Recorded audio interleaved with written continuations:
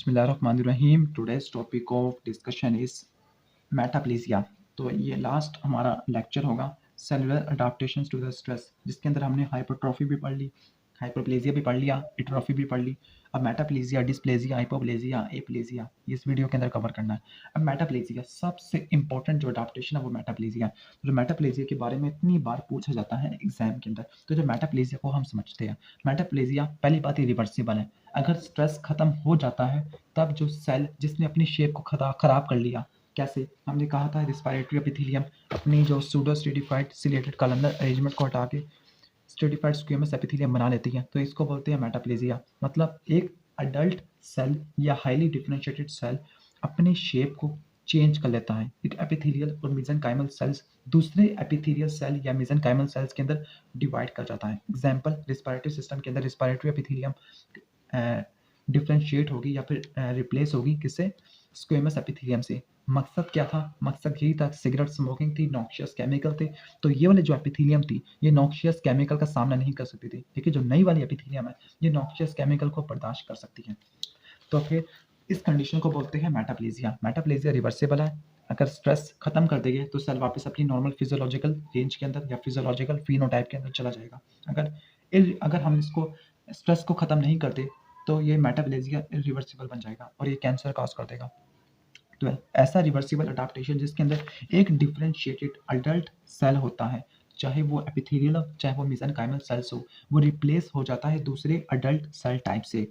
इसको दूसरे तरीके से भी डिफाइन कर सकते हैं।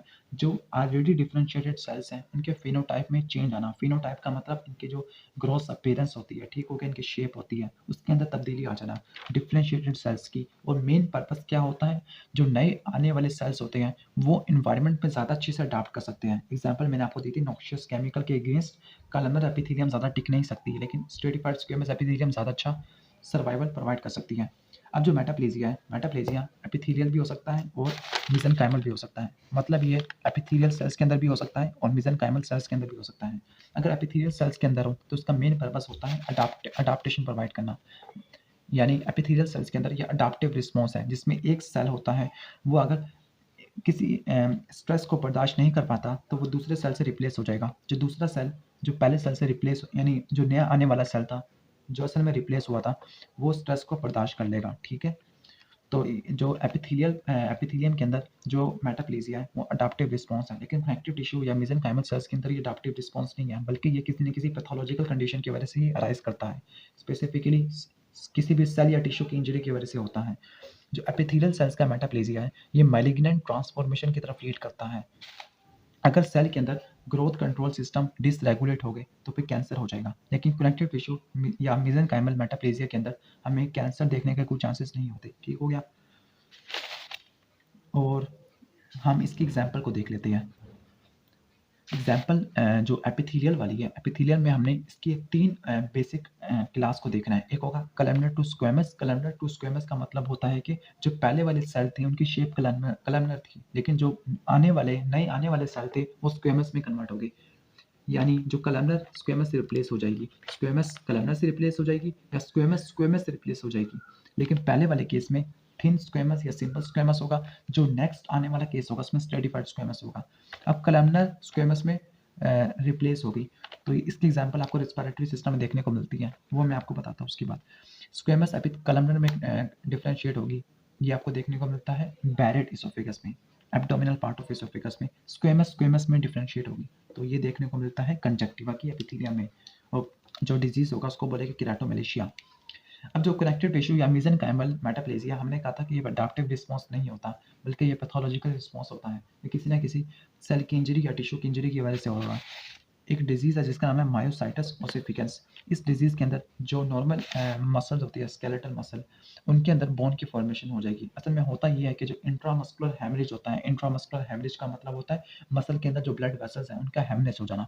जब उनका हेमरेज हो जाएगा तो जो ब्लड क्लॉट बनता है, ब्लड क्लॉट मसल के अंदर कैल्सीफाई हो जाएगा, कैल्सीफाई होकर छोटे छोटे बोनी न्यूड्यूल्स बना देगा।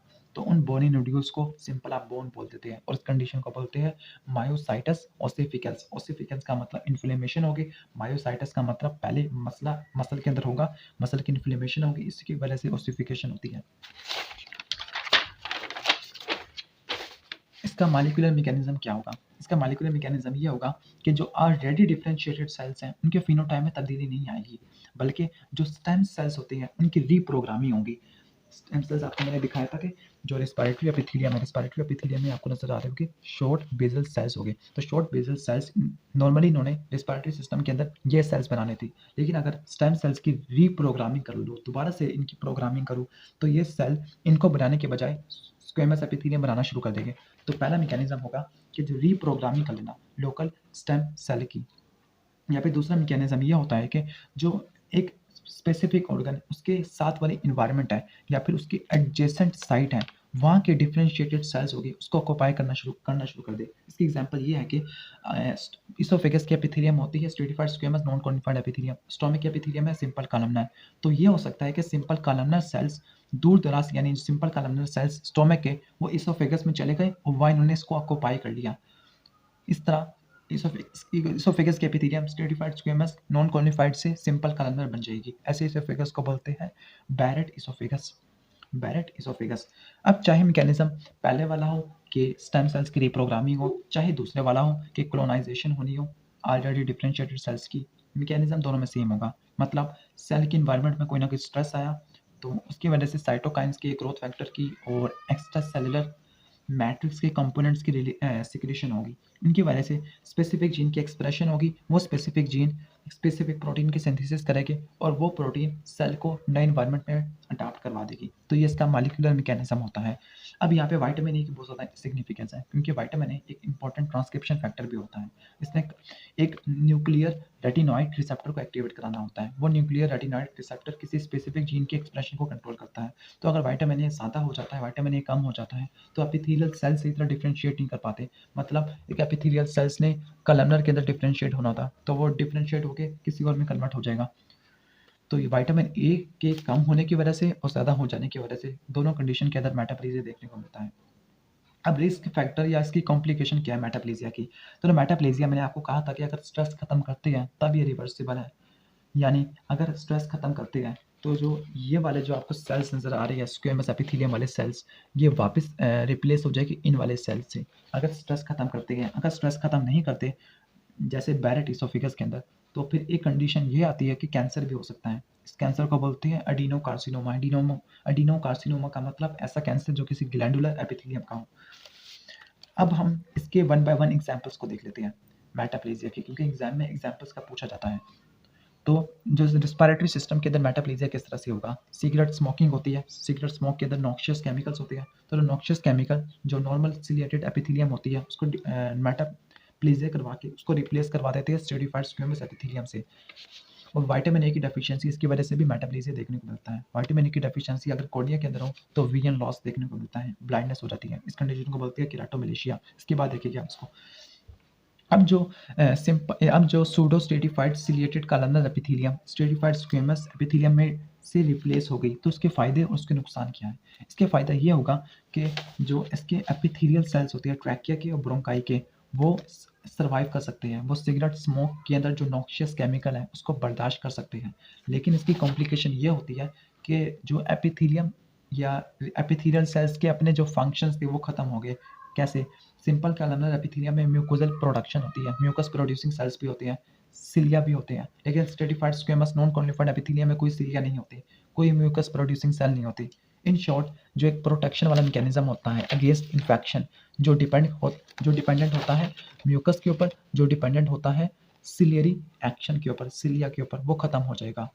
आप किसी भी इन्फेक्शन के अगेंस्ट प्रोटेक्शन नहीं कर पाते। तो पहली कॉम्प्लिकेशन ये होगी कि जो नॉर्मल एपिथेलियम इसका अपना फंक्शन खत्म हो गया, सिर्फ वो सर्वाइवल प्रोवाइड कर सकती है लेकिन इसका अपना फंक्शन खत्म हो गया। दूसरा, अगर ये ज़्यादा डिवाइड करती रही और इसका ग्रोथ कंट्रोल सिस्टम खराब हो गया, तब ये मैलिग्नेंट ट्रांसफॉर्मेशन भी कर सकती है, कैंसर भी बना सकती है, squamous cell carcinoma of lungs भी काज करवा सकती है। दूसरी एग्जाम्पल आपको देखने को मिलती है एक्सक्रीटरी डक्ट के अंदर। एक्सक्रीटरी डक्ट जो एसेसरी जीआईटी ग्लैंड्स होती है, सलाइवरी ग्लैंड, पेनक्रियास और बिलियरी सिस्टम, बाइल डक्ट, उनकी एक्सक्रीटरी डक्ट होती है। उसके अंदर अगर स्टोन हो जाए तो उस स्टोन की वजह से भी उनकी कॉलमनर एपिथेलियम रिप्लेस हो जाती है स्ट्रेटिफाइड स्क्वेमस एपिथेलियम से।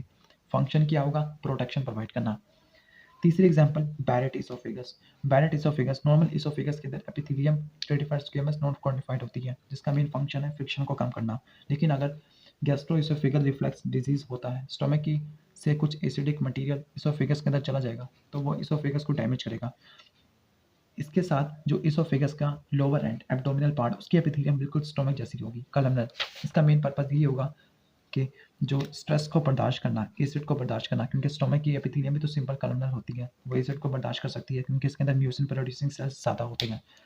लेकिन इसका जो साइड इफेक्ट या कॉम्प्लिकेशन ये होगी कि ये जो एपिथेलियम है, इसमें कैंसर होने के चांसेस काफ़ी ज़्यादा होते हैं, तो एडिनो कार्सिनोमा होने के चांसेस काफ़ी ज़्यादा हो सकते हैं। ये मेटाप्लेजिया की कॉम्प्लिकेशन है।